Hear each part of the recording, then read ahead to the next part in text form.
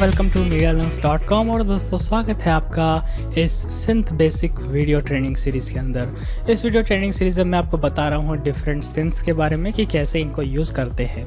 आज इस वीडियो में हम बात करेंगे साइलेंट वन के ऊपर, के ऊपर कि कैसे इसको हम यूज़ कर सकते हैं और कैसे इसके हेल्प से हम साउंड वगैरह क्रिएट कर सकते हैं। बेसिकली ये काम कैसे करता है, मेरा मेन मोटिव इसके ऊपर रहेगा। तो जो साइलेंट वन है वो लेनार्ड डिजिटल ने बनाया है। आप इसको लेनार्ड डिजिटल की वेबसाइट पे जाके परचेज कर सकते हैं। और खैर अभी बात करते हैं कैसे काम करता है उसके ऊपर। कि ये जो है एक सब्ट्रैक्टिव सिंथेसिस है, यानी जो सब्ट्रैक्टिव सिंथेसिस कैसे काम करते हैं कि जैसे उसके अंदर जो आपका ऑस्किलेटर होता है वो साउंड प्रोड्यूस करता है और उस पर हम फिल्टरिंग वगैरह करके और उसको LFO की हेल्प से मॉड्यूलेट करा के, मतलब उसमें क्या है कि पहले एक साउंड प्रोड्यूस होती है ऑस्किलेटर में और उसके बाद में हम उस साउंड में से चीज़ें हटाते जाते हैं। जैसे उसके ऊपर हमने मान लीजिए फ़िल्टर अप्लाई किया या वैसे करके, और फिर हम साउंड जो है वो प्रोड्यूस करते हैं। और इसके अलावा अगर आप शुरू से साउंड डिज़ाइन करना चाहें तो आप यहाँ पे जाके और इनिट प्रीसेट पे क्लिक कर सकते हैं। ये इनिशियलाइज़ कर देता है प्रीसेट्स को और ये आपकी बाय डिफ़ॉल्ट साउंड होती है। अभी बात करते हैं आखिर ये काम कैसे करता है। कि जैसे मैंने आपको बताया ये एक सब्ट्रैक्टिव सिंथेसिस है, यानी ऑस्किलेटर में आपकी पहले साउंड प्रोड्यूस होती है, फिर उस पर हम फिल्टरिंग कर सकते हैं, उसको हम उस पर मॉड्यूलेशन L1 रप वगैरह और LFO वगैरह अप्लाई कर सकते हैं। तो अगर आप यहाँ पे देखें ध्यान से, पहले आपका ये ऑस्किलेटर A1 है, ठीक है। यहाँ से आप साउंड प्रोड्यूस करते हैं, आप यहाँ से उसकी वॉल्यूम फेजेस वगैरह चेंज करते हैं। और सेम आपका यहाँ पे एक और ऑस्किलेटर है, वो है आपका A2। अब आपके पास क्या है, साइलेंट में सेम इसकी तरह एक और पार्ट होता है, इसे हम पार्ट बी कहते हैं। तो आपके पास दो डिफरेंट पार्ट हैं, ठीक है। ये ऑस्किलेटर, ये पार्ट ए है, इसके अंदर ये ऑस्किलेटर A1 है, ये ऑस्किलेटर A2 है। इनको आप यहाँ से फ़िल्टर करते हैं और इसी तरह से आपका पार्ट बी है, उसका ऑस्किलेटर B1, ऑस्किलेटर B2, और फिर आप उसको यहाँ से फ़िल्टर करते हैं। और इसके अलावा आपके पास ये एक मास्टर फ़िल्टर कंट्रोल है जो कि इन दोनों को मतलब कंट्रोल करता है। तो चलिए स्टार्ट करते हैं, बात करते हैं आखिर ये काम कैसे करता है।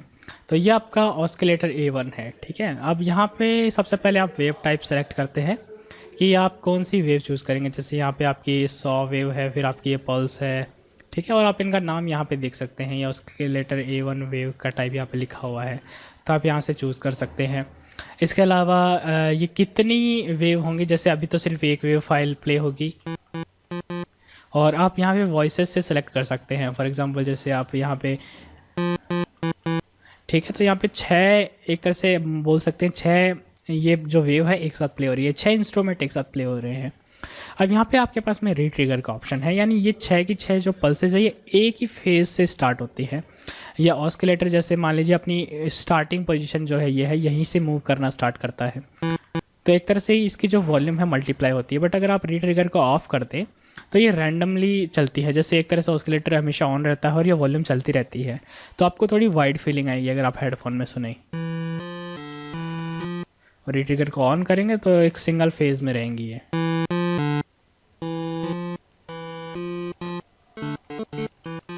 ठीक है। और आप चाहें तो इनके जो फेजेस है जस्ट उसको इन्वर्ट कर सकते हैं इसकी हेल्प से। तो ये जैसे पहले नीचे जा रहा था तो इन्वर्ट करने से जस्ट ऊपर फिर नीचे जाएगा, तो एक तरह से सिर्फ इसका फेज इन्वर्ट होगा। अगर आपको इसकी पिच में अगर फ़र्क लगता है तो आप इसको फाइन ट्यून कर सकते हैं।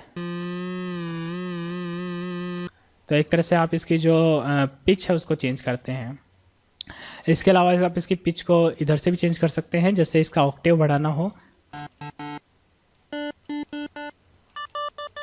इस तरह से आप इसको जस्ट अगला ऑक्टेव लेके जा सकते हैं, या फिर आपको नोट में आगे पहुंचाना हो इस तरह से।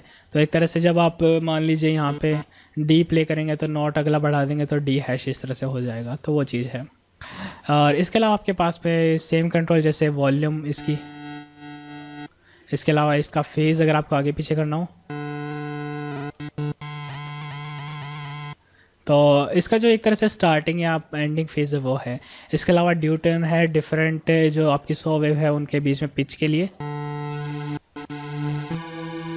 तो एक तरह से हो क्या रहा है, जो सारी जो आपकी ये जो वेव है उनकी पिच में जो फ़र्क है वो एक है, एक दूसरे को डिट्यून कर रखा है।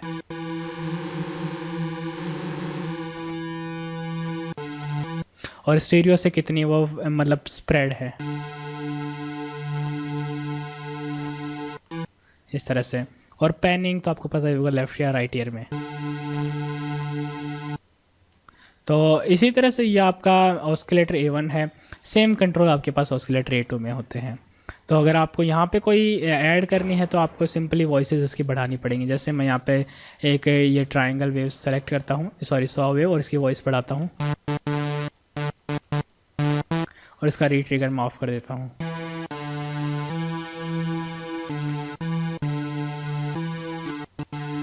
इस तरह से। अब यहाँ से कुछ एक और ऑप्शन है, फॉर एग्जांपल आप रीसेट कर सकते हैं इनको ऊपर, इसके अलावा सोलो कर सकते हैं इस पार्ट को, तो वो मैं आपको बाद में बताऊँगा। इसके अलावा जो मेन आपका ऑप्शन है ये पॉलीफोनी का है। तो इसका मतलब क्या है देखेंगे अभी। इसमें जो 8 वॉइसेस यहाँ से आती है और 8 वॉइसेस यहाँ से, और तो अगर मैं प्ले करूँ तो टोटल यहाँ पे 16 वॉइसेस प्ले हो रही हैं। ठीक है। अब यहाँ पे पॉलीफोनी में जो मैक्सिमम है ये पॉलीफोनी ये 3 है, तो अभी 48 जो आपकी वॉइसेस एक साथ प्ले हो सकती हैं। तो अगर मैं एक बटन दबाऊँ कीबोर्ड पे तो 16 प्ले होती हैं। अगर मैं 2 बताऊँ, 2 कीबोर्ड पे बटन दबाता हूँ तो 32 प्ले होती हैं। और अगर मैं 3 दबाऊँ तो अपने पूरी 48 वॉइसेस प्ले होती हैं। बट अगर आपको 3 से ज़्यादा प्ले करनी है तो मैं 4 प्ले नहीं कर सकता, क्योंकि इतनी वॉइसेस नहीं है, तो मुझे इस पॉलीफोनी को बढ़ाना पड़ेगा। ठीक है। तो ये पॉलीफोनी इसलिए काम आती है अगर आपको नोट ज़्यादा प्ले करने हैं। बट आप जितनी ज़्यादा वॉइसेस रखेंगे आपका CPU भी उतना ही ज़्यादा ये लेगा, तो आप इस चीज़ का थोड़ा ध्यान रखिएगा। इसके बाद में आप इस जो आपका ऑस्किलेटर A1 और A2 है, आप इनको यहाँ पे वॉल्यूम एनवलप है। तो ये जो आपका बेसिक जो मतलब वॉल्यूम को एनवलप आप कैसे करते हैं, ये उसी तरह काम करता है। आपका जो अटैक, डीके, फिर सस्टेन और रिलीज टाइम होता है। मैं आपको बेसिक सीरीज़ में बताऊंगा इसको कैसे यूज़ करते हैं, इसका क्या मीनिंग है। बाकी आप एक तरह से ऐसे मान के चलिए कि वॉल्यूम को कैसे खोलना और बंद करना उस तरह से है। ये एकदम से शार्प जो अटैक है एकदम से करके आ रही है आवाज़, इसको अगर आप जैसे अटैक को बढ़ाते हैं, ये आपका अटैक टाइम होता है।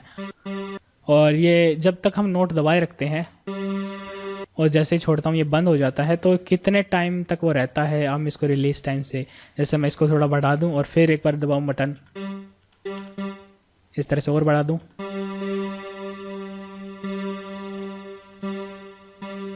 इस तरह से हैं। और कितने टाइम तक इसकी वॉल्यूम डीके नहीं होती, ये डीके टाइम है।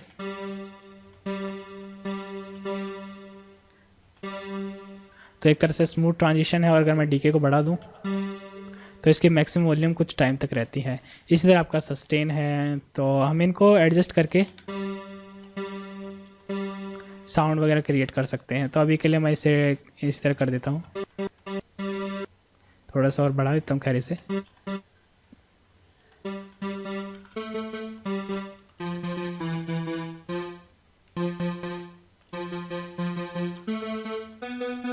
ठीक है। अब सेम कंट्रोल आपके पास पैरामीटर B में भी होते हैं, बट अभी के लिए मैं इसे ऑफ ही रख रहा हूँ। मैं आपको सिर्फ ए पार्ट में बताऊंगा। फिर अब देखिए, जैसे आपने यहाँ पे साउंड क्रिएट कर ली, फिर वो आप उसको फ़िल्टर करवा सकते हैं। जैसे ऑस्किलेटर A1 फ़िल्टर A में आ रहा है, आप यहाँ से सेलेक्ट कर सकते हैं इनपुट कहाँ से आएगी। ये आप चाहे तो सिर्फ A वाले को फ़िल्टर करना चाहें या B वाले को भी, तो आप इसमें जैसे इसको A भी करते हैं तो आप यहाँ पे डायग्राम में भी दे सकते हैं ऑस्किलेटर A और B दोनों फ़िल्टर A में आ रहे हैं। इसके अलावा इसको सिर्फ खाली छोड़ सकते हैं, या फिर आप शायद सिर्फ B में नहीं रख सकते। ठीक है, आप सिर्फ B में नहीं रख सकते। इसके बाद आप यहाँ पे फ़िल्टर टाइप सेलेक्ट करते हैं, आपका लो पास है, फिर आपका बैंड पास है, या आपका हाई पास है। तो आपके पास ये बेसिक फ़िल्टर टाइप होते हैं। फॉर एग्जांपल मैं यहाँ पे सबसे बेसिक लो पास फ़िल्टर ऐड करता हूँ। ये हाई फ्रिक्वेंसीज़ को नहीं जाने देता।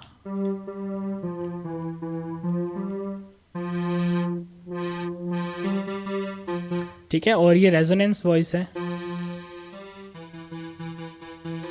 और ये ड्राइव अमाउंट है। एक तरह से थोड़ा एक बोल सकते हैं बूस्ट करता है इसे। और इसके अलावा आपका 12 dB या 20 डेसिबल की कितना ज़्यादा ही अप्लाई हो, आप बोल सकते हैं। यहाँ पे 12 डेसिबल में थोड़ा कम सा पास होता, मतलब इतना ज़्यादा ये बोल सकते हैं इतना इफ़ेक्टिव नहीं होता। इसकी स्ट्रेंथ जो है कम हो जाती है, और यहाँ पे कुछ ज़्यादा दबाता है। इस तरह से, एक तरह से जैसे आप फिल्टर में जब पैरामीट्रिक EQ में जब वॉल्यूम जितनी ज़्यादा EQ को कम करते हैं, ये एक तरह से उस तरह से है। उसके बाद में आपका है मास्टर फिल्टर कंट्रोल।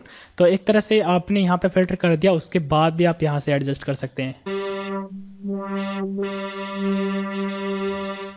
यहाँ पे आप बढ़ा भी दें,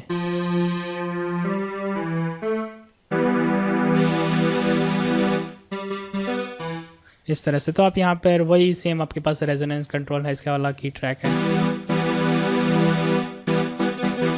आपके पास वार्म ड्राइव है, थोड़ा सा मतलब बोल सकते हैं कि मिड को बूस्ट कर देता है, इस तरह से। और इसके बाद में आपके पास में जैसे यही सेम कंट्रोल होते हैं आपके पास पार्ट बी में, आप सेम ऑस्किलेटर B1 और B2 में साउंड क्रिएट कर सकते हैं। सेम आपके पास एनवलप कंट्रोल है यहाँ पे, वॉल्यूम एनवलप, और फिर आप फिल्टर कर सकते हैं। फिर क्या है कि ये A और B का जो फ़िल्टर है, ये जो मास्टर फ़िल्टर है, ये दोनों पे काम करता है। अब अगर आप जैसे ऑस्किलेटर A1 की वॉल्यूम यहाँ से एडजस्ट कर सकते हैं, B1 की यहाँ से एडजस्ट कर सकते हैं, इस पूरे पार्ट A की जो वॉल्यूम है आप यहाँ से एडजस्ट कर सकते हैं, ठीक है, और पार्ट B की यहाँ से। तो आप इन दोनों को आपस में मिक्स करवा सकते हैं, जैसे यहाँ पे कुछ बनाते हैं और यहाँ पे कुछ बनाते हैं, तो इन दोनों को यहाँ से मिक्स करवा सकते हैं। और यहाँ पर आप इसकी मास्टर वॉल्यूम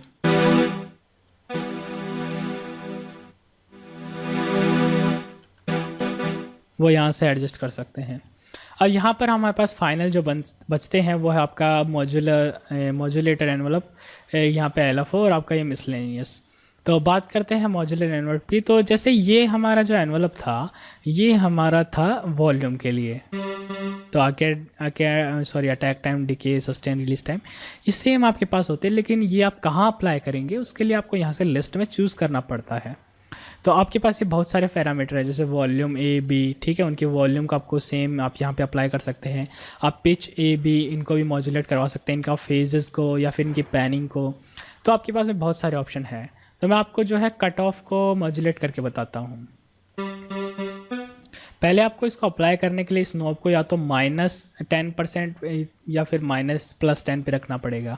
तो आप इसको जैसे जो आप इफ़ेक्ट लगाएंगे, जैसे मैं इसको +10 पे रखूँगा तो इसका जो इफ़ेक्ट है पॉजिटिव होगा, अगर इधर रखूँगा तो इसका इफ़ेक्ट जो है माइनस रहेगा। अब जैसे मैं इसको कम करता हूँ, अब एक तरह से ऐसे मान के चलिए इसकी जो फ्रीक्वेंसी है, मैं इसको ये जैसे वॉल्यूम मान के चलिए, जैसे इसकी जो वॉल्यूम थी ये यहाँ पर था, तो वॉल्यूम एकदम से जैसे कम हो रही थी, इस तरह से ये कर रहा था, तो एक तरह से यही हो रहा था। और वॉल्यूम एकदम धीरे से बढ़ रही थी जब मैं इसको अटैक टाइम को बढ़ा रहा था। अब आप यहाँ पे मान के चलिए कि ये जो कट ऑफ फ्रीक्वेंसी है, इसको मैं अटैक इनकी हेल्प से करता हूँ। तो अगर मैं डीके को बढ़ाऊँ तो मेरे को ये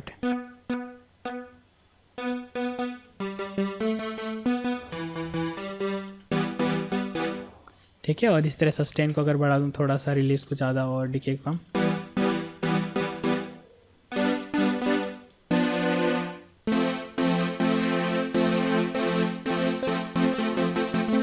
ठीक है, इसी तरह से। और आपको ये इफेक्ट नेगेटिव साइड में चाहिए तो इसको मैं जस्ट इधर ले जाएंगे।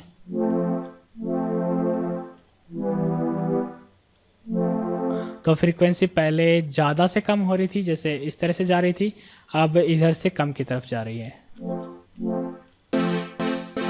और इसी तरह से आपको दूसरा पैरामीटर अप्लाई करना हो, for example pitch A B, तो A और B की जो पिच है वो चेंज होगी।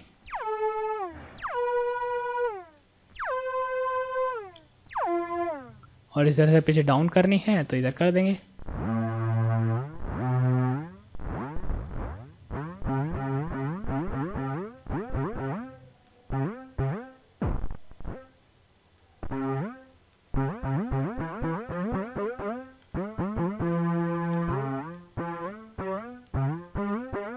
और वो लास्ट वाला नहीं चाहिए तो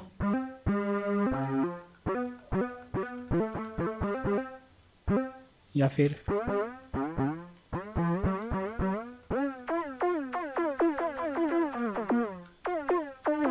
इस तरह से। तो अभी के लिए मैं कट ऑफ पे ही रखता हूँ इसे।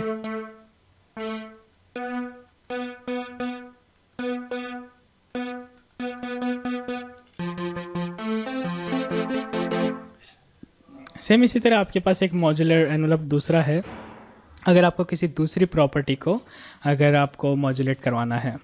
इसके बाद में हमारे पास में है लो फ्रिक्वेंसी ऑस्किलेटर। ये एक तरह से जैसे आप वेव फाइल देख सकते हैं, वेव जैसे साइन वेव है, इस तरह से आपको कोई प्रॉपर्टी अगर आपको मूव करानी है तो ये उसके लिए है। फॉर एग्जांपल सबसे आसान होगा अगर मैं आपको वॉल्यूम को मॉड्यूलेट करके बताऊं। ये वॉल्यूम है, ठीक है, और मैं इस कट ऑफ को हटा देता हूं एक बार। इसको आपको हटाना है तो आप इसको ये जो डैश है वो सिलेक्ट करेंगे, ठीक है। अब मैं जैसे वॉल्यूम इसकी रेट बढ़ाता हूँ पहले तो कि कितनी जल्दी जल्दी ये होगा, और फिर गेन यानी एक तरह से अमाउंट, और इसको अप्लाई करने के लिए आपको इसे बढ़ाना पड़ेगा इस तरह से।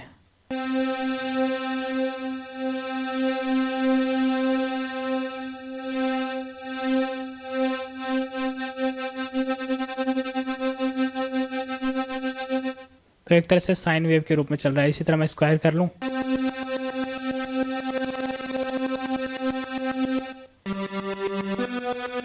तो ये जो इसकी वेव है इसी तरह से ये आपकी मूव करती है। तो मैं जैसे साइन कर देता हूं और इसकी वॉल्यूम बढ़ानी हो। अब ये ध्यान रखिए, आप यहाँ से जो फ्रीक्वेंसीज वगैरह है उसको भी ऑटोमेट करवा सकते हैं। तो जैसे पीछे भी करूँ,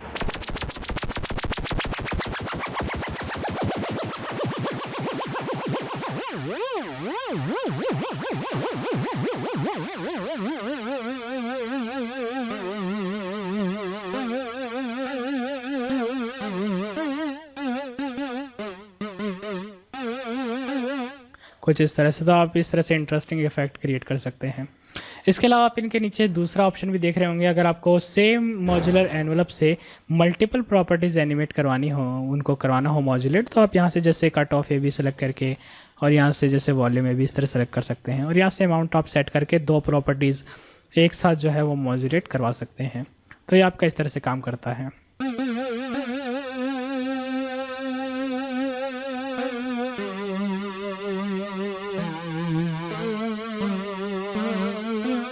ठीक है, और इसके बाद में आपका मिसलेनियस होता है। ये एक तरह से है कि आपको मान लीजिए कि इनको इस LFO को किसी और प्रॉपर्टी के ऊपर मॉड्यूलेट करवाना हो, तो इस तरह से जैसे सबसे पहले मैं सोर्स सेलेक्ट करता हूँ, फॉर एग्जांपल मॉड्यूलर A1, ठीक है। इसके अलावा मैं मोड व्हील सेलेक्ट करता हूँ। मान लीजिए मोड व्हील आपका एक तरह से ये व्हील है, ठीक है, और मैं यहाँ से पैरामीटर को डीसेलेक्ट कर देता हूँ एक बार के लिए। तो ये हमारे एक तरह से मॉड व्हील है। तो ये सोर्स है। अब क्या मुझे करवाना है वो यहाँ से सेलेक्ट करना पड़ेगा। फॉर एग्जांपल मैं पिच AB सेलेक्ट करता हूँ, ठीक है,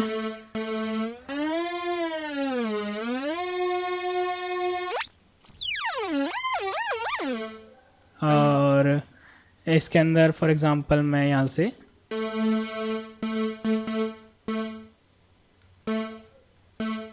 इसका मैं एक बार ऑफ कर देता हूँ। तो आप देख सकते हैं जैसे इसका सोर्स क्या है, किस पैरामीटर से मुझे क्या चेंज करना है वो है यहाँ से। जैसे पिच AB के मैं यहाँ से इस मॉड्यूलर से चेंज कर सकता हूँ।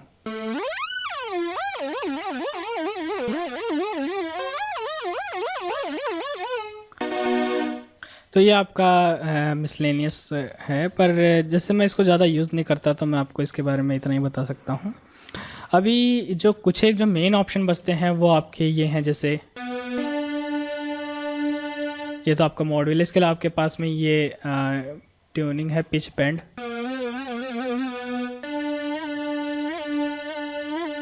ठीक है। अगर इसको जैसे ही छोड़ेंगे ये अपने डिफ़ॉल्ट पोजीशन पर चली जाती है, और ये कितना बेंड कर सकती है वो आप यहाँ से सेलेक्ट कर सकते हैं, ठीक है, इस तरह से। इसके बाद में आपके पास लिगेटो का ऑप्शन होता है, पोर्टामेंटो लिगेटो। इसको जैसे आप ऑन करेंगे, इसके आपके पास में दो मोड है, नॉर्थ साउथ। आप यहाँ से इसका टाइम चूज कर सकते हैं, कितना टाइम ये लेगा।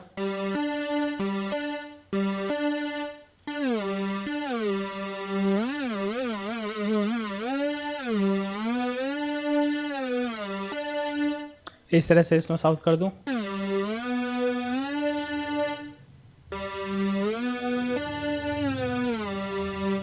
इसको और बढ़ा दें जैसे टाइम को।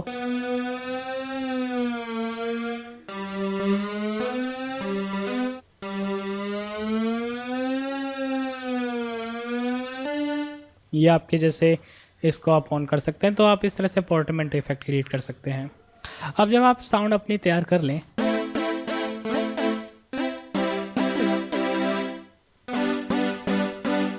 और उसके बाद में आप इस पर कुछ इफ़ेक्ट्स वगैरह अप्लाई कर सकते हैं। तो ये आपके इफ़ेक्ट हैं जो आप यहाँ पे देख सकते हैं।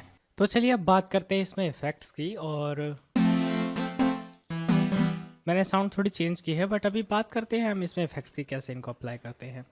तो यहाँ पे कुछ इफ़ेक्ट्स हैं, जैसे फॉर एग्जांपल सबसे पहला है यहाँ पे आर्पेजिएटर का। तो आप इसे यहाँ से ऑन या ऑफ कर सकते हैं। जैसे इसको ऑन करते हैं, अगर मैं एक नोट प्ले करूँ तो इस तरह से प्ले होता है, और अगर मैं एक से ज़्यादा नोट प्ले करूँ इस तरह से। और आप इसका मोड चेंज कर सकते हैं, up down up down up down too, तो काफ़ी सारे मोड है। फॉर एग्जांपल अप डाउन, आप इसका टाइम से इसकी स्पीड चेंज कर सकते हैं,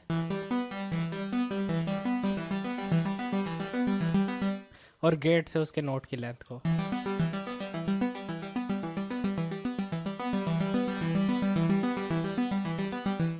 तो एक तरह से ये आर्पेजिएटर का ऑप्शन है, मतलब आप इसमें जो हम आर्प क्रिएट करते हैं वो क्रिएट कर सकते हैं।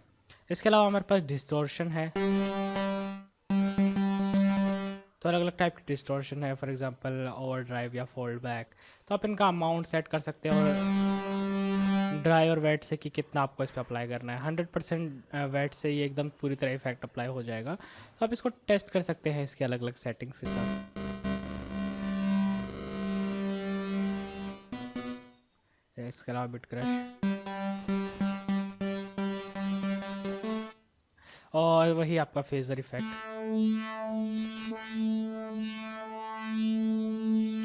तो आप यहाँ पे इनको टेस्ट कर सकते हैं, सेटिंग्स को, ये कैसे काम कर सकते हैं। और ये पूरी तरह डिपेंड करता है आप किस तरह के साउंड के साथ जाना चाहते हैं।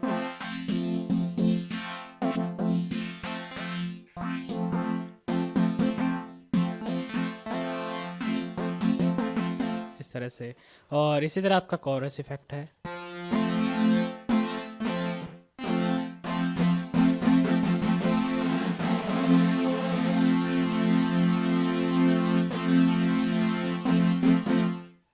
ठीक है। और फिर आपका EQ है, और EQ में आपके पास कई सारे मोड है, 1 पोल 2 पोल।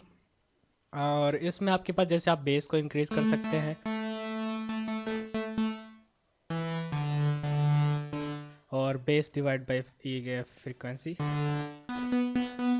इनका वैसे आप अगर इनको यूज़ करना चाहते हैं तो आप बेसिकली साउंड प्ले करके इनको चेंज करके देखिए इनको, और आपको जो पसंद आए आप उस तरह से उसको यूज़ कर सकते हैं। ठीक है। और फिर आपका सेम वही डिले इफेक्ट, वही delay left and delay right, और आप इनको चेंज कर सकते हैं, लो कट फ्रीक्वेंसी, हाई कट वगैरह, और पिंग पोंग या नॉर्मल आपका। तो ये सही वही आपके सेम इफेक्ट्स वगैरह है, और वैसे ही आपका रिवर्ब है। ठीक है।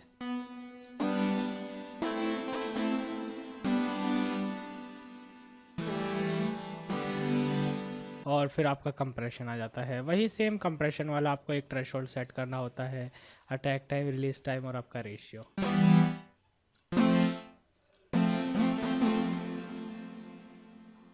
तो बढ़ा देता हूँ इसे।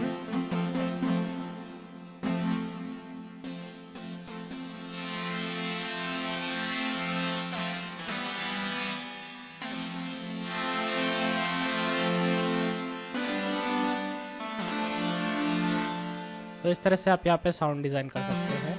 अभी मैं इसको एक बार जैसे इनिशियलाइज कर देता हूँ फिर से। तो डिपेंड करता है आप मतलब किस तरह की साउंड क्रिएट करना चाहते हैं। फॉर एग्जांपल अगर आप पैड टाइप से साउंड क्रिएट करना चाहते हैं, पैड, तो आप इस तरह से क्रिएट कर सकते हैं। फॉर एग्जांपल जैसे मैं यहाँ पे 100 वेव यूज़ करूँ,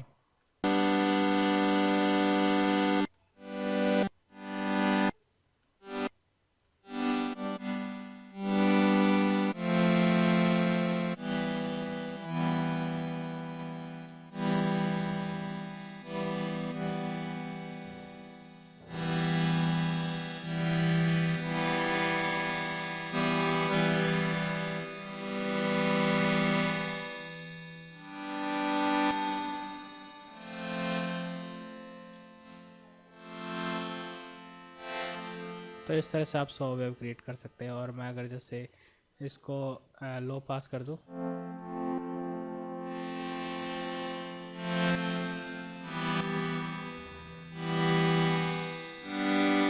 ठीक है, और इसे मैं जैसे दोबारा इनिशियलाइज करता हूँ। और अब डिपेंड करता है, जैसे मैंने आपको बताया, जैसे अगर आपको बेस टाइप से कुछ क्रिएट करना हो,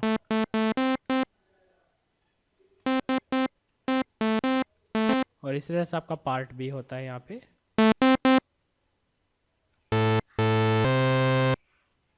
और यहाँ पे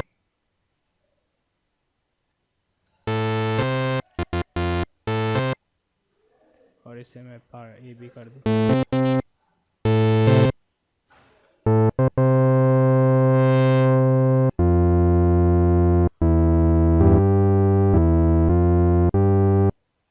और इस वजह से अगर मैं कट ऑफ फ्रिक्वेंसी अप्लाई करूँ, थोड़ा इसको प्लकी टाइप से साउंड देंगे।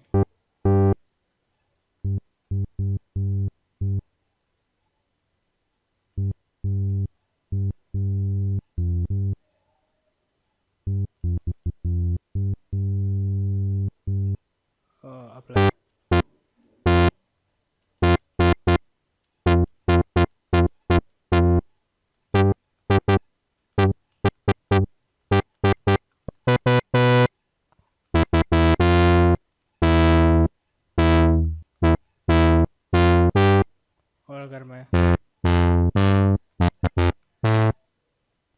और अगर मैं जैसे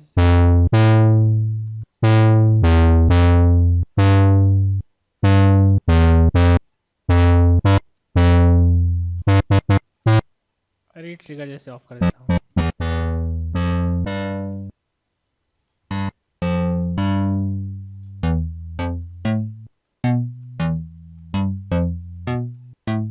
तो आप इस तरह से प्लकी बेस टाइप के साउंड क्रिएट कर सकते हैं। और वही इसका ऑक्टेव मैं जैसे ऊपर लेके चला जाऊँ और इसका वेव को थोड़ा चेंज कर दूँ, ठीक है। और इसी तरह से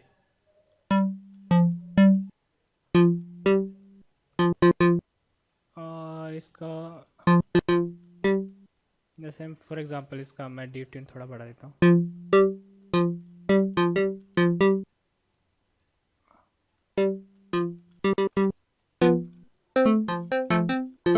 और इस वजह से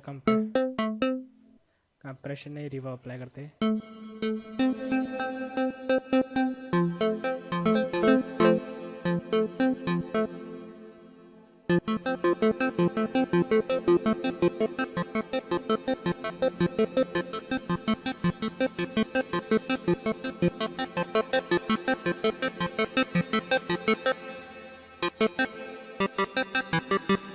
और अगर मैं पॉलीफनी बढ़ा दूं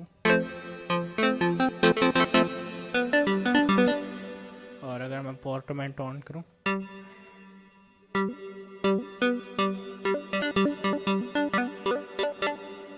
तो क्योंकि काफ़ी प्लकी साउंड है, रिलीज टाइम नहीं है, तो वो काम नहीं करेगा।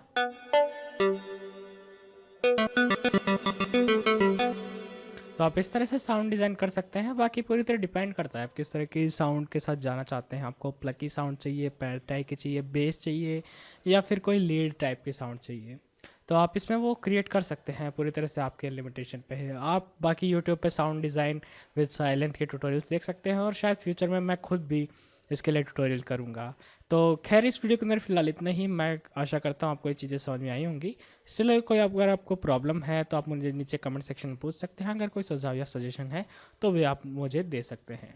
तो मैं आशा करता हूँ ये चीज़ आपको समझ में आई होंगी। इसी तरह के और वीडियोज़ के लिए आप मेरे चैनल को सब्सक्राइब करना ना भूलें, और एडवांस ट्यूटोरियल्स के लिए और ज़्यादा जानकारी के लिए आप मेरी वेबसाइट यानी medialearns.com पर भी जा सकते हैं।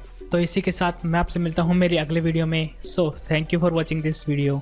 I am Devendra Singh and I will see you next time. Thank you.